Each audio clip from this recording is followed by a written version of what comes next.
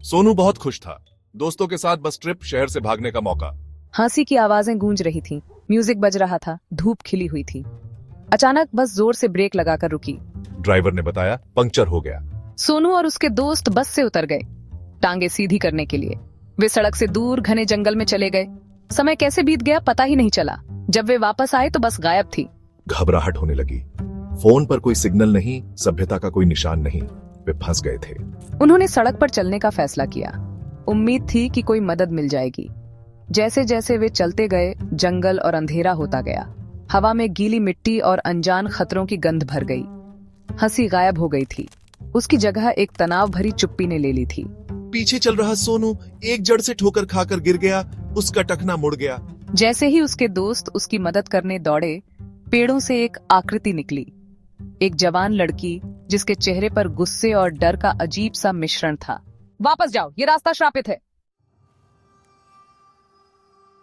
सोनू के दोस्त डरे और घबराए हुए हिचकिचा रहे थे, लेकिन सोनू, जिसका टखना दर्द कर रहा था, आगे नहीं जा सकता था। उसने लड़की की तरफ देखा। प्लीज, क्या आप हमारी मदद कर सकती हैं? लड़की ने उसे घुरा, फिर बिना कुछ कहे जंगल में वापस चली गई।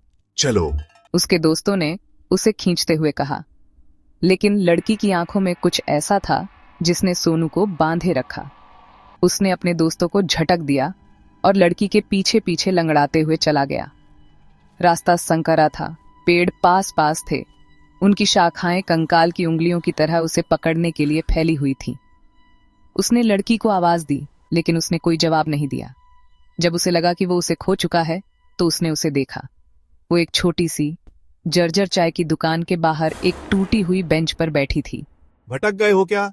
दुकान का मालिक, एक बूढ़ा आदमी जिसकी आंखों में प्राचीन रहस्य छिपे हुए थे, सोनू को उत्सुकता और दया के मिश्रण से देख रहा था।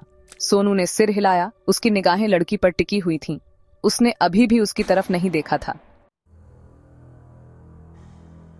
बूढ़े आदमी ने सोनू को बैठने का इशारा किया। उसका झुर्रियों वाला हाथ एक पुरानी लकड़ी की कुर्सी की ओर इशारा कर रहा था। सोनू हिचकितया, लेकिन फिर बैठ गया। उसकी निगाहें रहस्यमयी लड़की से हटी नहीं। बूढ़े आदमी ने उसे एक कप चाय दी, जिसकी भाप मंद रोशनी में भूतियां लताओं की तरह उठ रही थी। पी लो बेटा, लगता है तुम्हें इसकी जरूरत है। शुक्रिया, सोनू ने धीरे से कहा और एक घूंट पिया। गर्माहट उसके शरीर में फैल गई।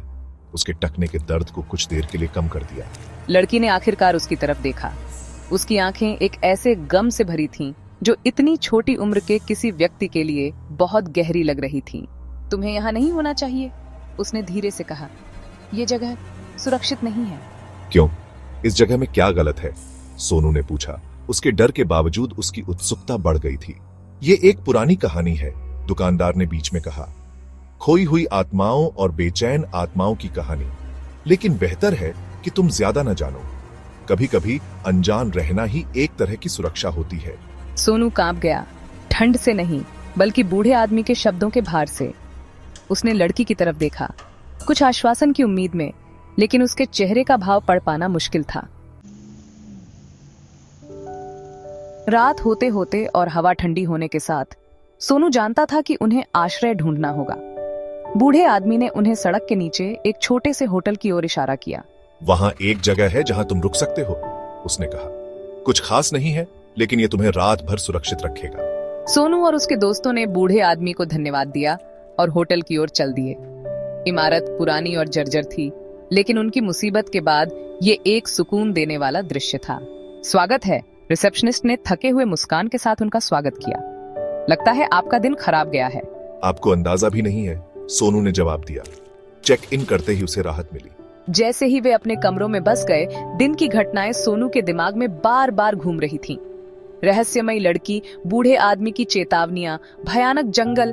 नींद आसानी से नहीं आ रही थी, लेकिन अभी के लिए वे सुरक्षित थे, या उन्हें यही उम्मीद थी।